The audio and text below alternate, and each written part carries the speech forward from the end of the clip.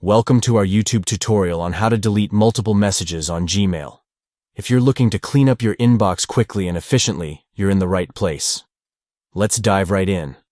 The first step is to open the Gmail app on your Android device. Once you have the app open, tap on the chat icon at the bottom of the screen. This will take you to your list of conversations. Next, open the conversation that contains the messages you want to delete. Once you're in the conversation, tap and hold on a message until it is selected. You will see a checkbox appear next to the message indicating that it has been selected. After selecting the message, scroll down and tap on the delete button. This will delete the selected message from the conversation. If you have multiple messages you want to delete, simply repeat these steps for each message until your inbox is clean and tidy. And there you have it.